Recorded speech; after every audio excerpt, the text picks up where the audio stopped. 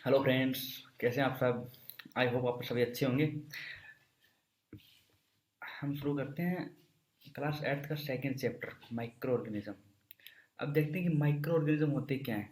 पहले बात कर लेते हैं माइक्रो ऑर्गेनिज्म, फिर इसकी डेफिनेशन देखेंगे। माइक्रो मतलब वेरी स्मॉल,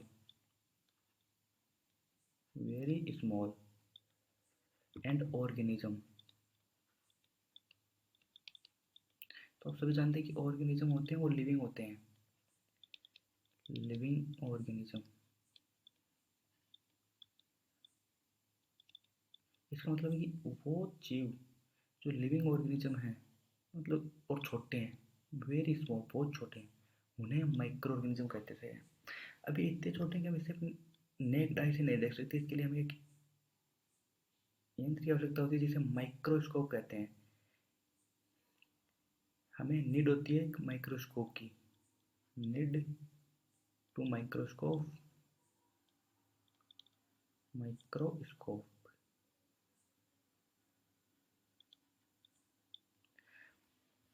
अब बात करते हैं हम इसकी डेफिनेशन की। डेफिनेशन क्या है?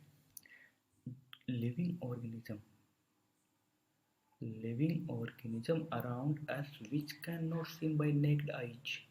मतलब हमारे चारों तरफ लिविंग ऑर्गेनिज्म है जिन्हें हम नेक्ड आई से नहीं देख सकते। इच कॉल्ड माइक्रो ऑर्गेनिज्म या माइक्रोब्स।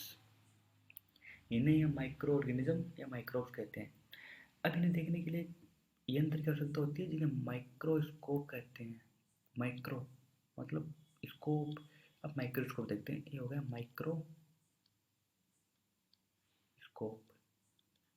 तो माइक्रोस्कोप क्या है? माइक्रो मतलब छोटा, वो हो गया माइक्रो मतलब स्मॉल।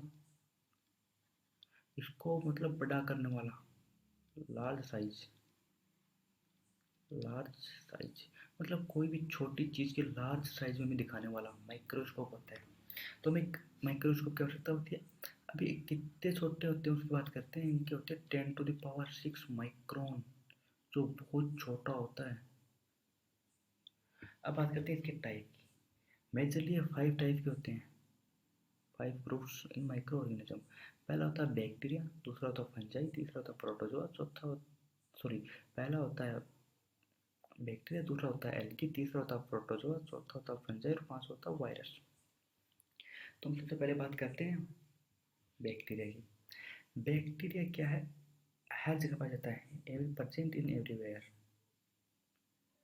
एवरीवेयर, हर जगह पाया जाता है, एवरीवेयर, परसेंट इन एवरीवेयर, हर जगह मिलता है। अब ऐसा नहीं है कि आप आपके हाथों के ऊपर बैक्टीरिया लगे होते हैं, आपके आप जहाँ पर भी जाते हो, मतलब आप जिस चीज़ को देख रहे हो, जो भी लिविंग थिंग्स आपको दिख रहे हैं, नॉन लिविंग थिंग्स आपको दिख रहे हो, उसके ऊपर हर चीज़ के ऊपर बैक्टीरिया है। मतलब bacteria mostly simple cell organism है, सिंगल सेल ऑर्गेनिज्म है। सिंगल सेल ऑर्गेनिज्म होने के कारण ये हमें दिखाई तो देंगे नहीं। मतलब किसी भी चीज़ को छू रहे हो, चाहे वो आपको मोबाइल हो, आपकी बुक्स हो या पेन, जो भी चीज़ आप छू रहे हो उसके ऊपर माइक बैक्टीरिया है। अब बैक्टीरिया ये नहीं कि आप बैक्टीरिया वो आप एक बैक्टीरिया है वो उसको आप छू रहे हो। बैक्टीरिया हमेशा कॉलोनी में रहते हैं, मिलियन की संख्या में कॉलोनी बनाकर रहते हैं, colonies of million, living together in colony of millions, million की संख्या में कॉलोनी बना के रहते हैं। हमें कुछ बैक्टीरिया की शेप दी गई है, वो देखते हैं। एक होता है रोड शेप, बेसिलाई, जिसे हम ये हो गया इसका नाम, बैक्टीरिया का नाम, बैक्टीरिया नेम, और ये हो गया उसकी शेप।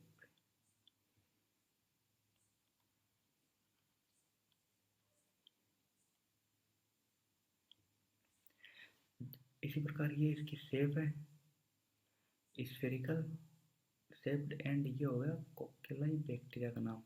ये स्पाइरल भी इसकी शेप है, एंड स्पाइरेलिया इसका हो गया बैक्टीरिया का नाम। अब हम बात करते हैं इनके डायग्राम की। रोड शेप आप देख रहे हैं कि इसके अंदर ये जो ये है, ये रोड की तरह नजर आ रहे हैं। रोड जैसे कोई पाइप नहीं होता, उसकी तरह गोल नजर आ रहे हैं रोड की, रोड शेप में, इसीलिए इसको रोड शेप इसका नाम पड़ा। इसे बेसिलाई। अब जो कोकाई है, कोकाई मतलब कोले की तरह है। कोकाई जो होते हैं वो स्फेरिकल, स्फेरिकल मतलब एक कोले की तरह होते हैं, जो कॉलोनी की संख्या में आप देख रहे रहते हैं, एक गोले की तरह होते हैं। अब स्पाइरल के अंदर फ्लैजेला होता है, और ये वैसे तो चम्मच की तरह होते हैं आगे से। ये देखो, इसको देखो, ये एक चम्मच की तरह आगे से स्पून की तरह नजर आ रहा है आपको। अब बात करते हैं हम अपने सेकंड की। पहला हम देख लिया बैक्टीरिया, दूसरा देखते हैं हम एल्गी। एल्गी क्या प्लांट लाइक स्ट्रक्चर है। अब प्लांट लाइक स्ट्रक्चर क्यों है उसकी बात करते हैं। क्योंकि एल्गी के अंदर क्लोरोफिल होता है,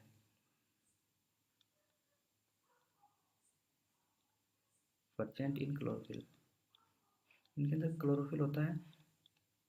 क्लोरोफिल होने के कारण ये अपना भोजन खुद बनाते हैं।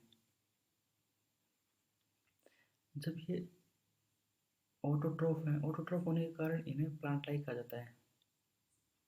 ऑटोट्रोफ, ऑटोट्रोफ का मतलब होता है वे जीव या जंतु जो अपना भोजन स्वयं बनाते हैं, फूड का फॉर्मेशन खुद करते हैं, उन्हें ऑटोट्रोफ कहते हैं।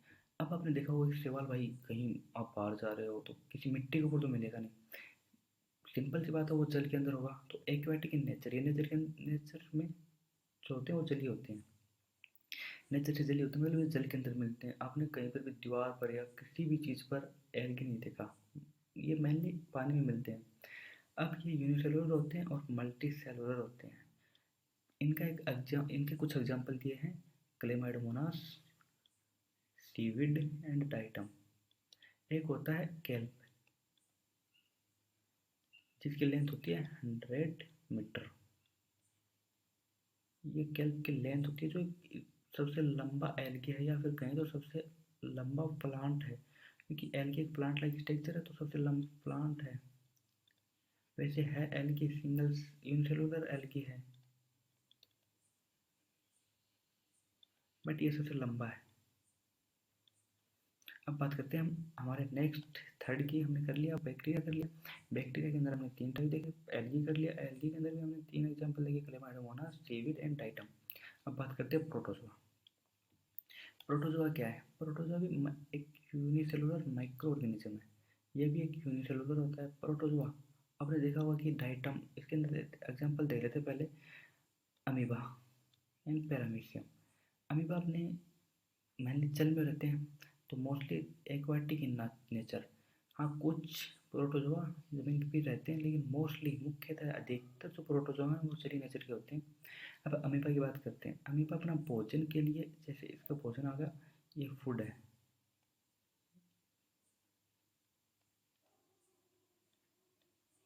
तो अपने भोजन के लिए अमीबा अपने पार्ट को आगे बढ़ा देती है, इस पार्ट को, और ये मतलब कि अपने शेप चेंज कर सकती है, शेप चेंज। ये एक ओनली जो पैरा प्रोटोजोआ उनके मुख्य लक्षण होता है, ये अपनी शेप चेंज कर सकते हैं। अब बात करते हैं हम फोर्थ, फंजाई। हमने देखा कि जो एल्गी देख लिया हमने, प्रोटोजोआ देख लिया एंड बैक्टीरिया देख लिया। अब बात करते हैं फंजाई। फंजाई भी एक प्लांट लाइक स्ट्रक्चर है, बट इनके पास एक चीज़ की कमी है, वो है इन्हें क्लोरोफिल। क्लोरोफिल न होने के कारण ये हरे रंग, ग्रीन कलर के नहीं होते। Plant like organism that do not content chlorophyll, इनके पास क्लोरोफिल नहीं होता, तो इनके पास कोई कलर नहीं होता, नो कलर। कलर, इनके पास कोई कलर नहीं होता, मतलब ये आपको कलरलेस नजर आएंगे। जैसे आपने कभी देखा है ब्रेड के ऊपर मॉइस्चर लग जाती है, वो कोई, उसका कोई कलर नहीं होता। आप उसे उतार कर देख लो, कोई भी कलर नजर नहीं आएगा। अब इसलिए हम देखते हैं कुछ ये होते हैं unicellular and multi cellular, but इनके पास कोई कलर नहीं होता। इसलिए ऐसे एग्जाम्पल दे लेते हैं हम, ईस्ट, राइजोपस, ईटीसी। आपने ईस्ट को देखा होगा। बात करते हैं, ये देखो माइक्रोन के अंदर इसके होता है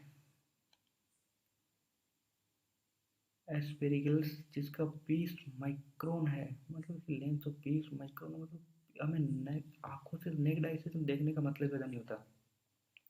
ब्रेड वॉइस, पेनिसिलियम। अब बात करते हैं हम हमारे लास्ट एंड सबसे घातक, जिसे हम कह सकते हैं वायरस। वैसे भी इस टाइम पर कोरोना वायरस चल रहा है, जो विश्व के लिए घातक प्रसिद्ध हो रहा है। कोरोना वायरस चल रहा है, इसलिए आप सेफ रहें और घर पर ही अपनी स्टडी करें, जितना हो सके उतना टाइम उन्हें घर पर ही रहें। अब देखते हैं ये स्मॉलर होते हैं और जो सेल्स होती हैं उनके बजाय सबसे छोटे होते हैं। ये रिप्रोड्यूस करते हैं अपनी इनसाइड लिविंग बॉडी, अपने आप को रिप्रोड्यूस करते हैं, अपने आप को प्रजनन बढ़ाते हैं, अपने आप की मतलब बोले तो अपने आप को संख्या में बढ़ाते हैं। Means they need a host host इन्हें एक होस्ट की आवश्यकता होती है, होस्ट बॉडी की आवश्यकता होती है। होस्ट बॉडी का मतलब वो होता है जिस बॉडी के अंदर कोई भी चीज़, जैसे कोई भी हमारे शरीर के अंदर वायरस या कोई भी इंसान को कोरोना वायरस हो गया, तो कोरोना वायरस तो एक वायरस है, बट उसके लिए जो जिस इंसान को हुआ है उसकी बॉडी उसके लिए होस्ट बॉडी है।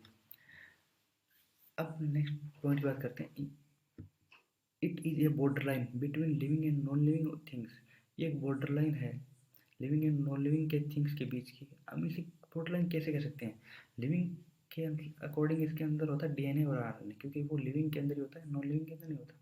जबकि वायरस के अंदर डीएनए और आरएनए होता है, तो लिविंग के लक्षण आ गए इसके अंदर डीएनए या आरएनए, मुख्यतः आरएनए होते हैं इनके अंदर। अब बात करते हैं नॉन लिविंग। नॉन लिविंग के लक्षण क्या है? कोई भी नॉन लिविंग चीज अपनी सेल को डिवाइड नहीं कर सकती, या सेल उनके अंदर सेल नहीं होती। जैसे आपने कभी देखा किसी बस के अंदर सेल है? नहीं है। किसी भी नॉन लिविंग कोई भी देख लो, पर्वत कुछ भी, तो इनके अंदर सेल नहीं होती, नो सेल्स। इसलिए इन्हें कहते हैं कि ये नॉन लिविंग एंड लिविंग के बीच की बॉर्डर लाइन है। अब इनके कुछ एग्जाम्पल देखते हैं। इनके एग्जाम्पल निम्न प्रकार हैं हिंदी में बोले तो, और वैसे इनके कुछ एग्जाम्पल हमारे सामने हैं। पहला है वायरस HIV। HIV को मैं बहुत ही घातक वायरस है। वैसे ये HIV की स्ट्रक्चर नहीं है, ये कोरोना की स्ट्रक्चर ही है, कोरोना वायरस। तो इसकी बजाय हम HIV को काट देते हैं, यहाँ पर कोरोना वायरस कर लेते हैं, corona virus. Hepatitis hepatitis B एक घातक होता है। वैसे HIV भी घातक होता है। HIV से आज तक का जिस इलाज की कोई दवाई नहीं है, वो रोग होता है जिसे कहते हैं हम एड्स। थर्ड है इबोला वायरस। इसके बाद में adeno virus, influenza and bacteriophage. इनमें सबसे अच्छी बात ह्यूमन बींग के लिए है कि बैक्टीरियोफेज ओनली बैक्टीरिया के ऊपर एक्टिव रहता है, ह्यूमन बींग पे एक्टिव नहीं रहता। ये बैक्टीरिया के ऊपर एक्टिव कैसे रहता है? जैसे ये इसकी बॉडी है,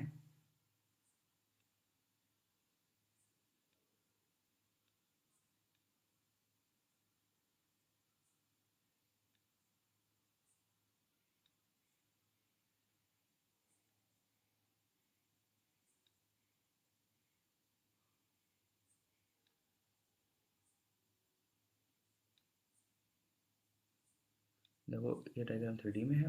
ये डायग्राम पहले सूत्रवारी मैंने सेम ने बनाया है, तो थोड़ा दिक्कत होती है। ये कोई भी बैक्टीरिया है, मान लो ये बैक्टीरिया है, बैक्टीरिया। ये बैक्टीरिया सेल के अंदर अपना जो भी मटेरियल है वो डाल देगा, डीएनए या आरएनए, मेनली आरएनए।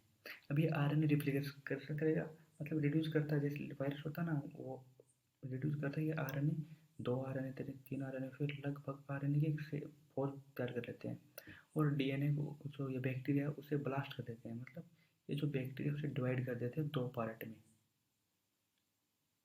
आरएनए और आरएनए। इससे क्या होता है कि ये अपनी संख्या बढ़ाते हैं। बैक्टीरियोफेज जो है, अभी हो गया bacteriophage, bacteriophage virus, bacteriophage virus से 2 बैक्टीरियो सेल का निर्माण होता है। और इसी के साथ हमारी आज की क्लास समाप्त होती है। हम कल बात करेंगे कि हमारे लिए जो माइक्रो ऑर्गेनिज्म वो फ्रेंडली कैसे होते हैं। मतलब हमारे लिए माइक्रो ऑर्गेनिज्म 2 टाइप के होते हैं, एक तो यूजफुल जिसे हम यूज ले सकते हैं, एक होते हैं हार्मफुल जो हमारे लिए घातक होते हैं।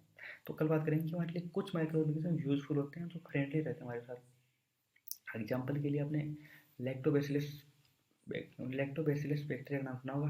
वैसे माइक्रो ऑर्गेनिज्म है, वो क्या करता है, दूध को दही में कन्वर्ट करता है। दही हमारे लिए कितना इंपॉर्टेंट है ये आप सभी जानते हो। कभी माइक्रोस्कोप से आप दही को देखोगे तो उसके अंदर आपको ब्लैक ब्लैक कलर के बैक्टीरिया नजर आएंगे। वो कोई हार्मफुल बैक्टीरिया नहीं है, बल्कि यूजफुल बैक्टीरिया है, जो एक वह लैक्टोबैसिलस बैक्टीरिया है। तो इसी के साथ हम अपने लेक्चर को समाप्त करते हैं, और आई होप आप अच्छी तरीके से पढ़ेंगे। Thank you, bye bye, tata, मिलते हैं कल।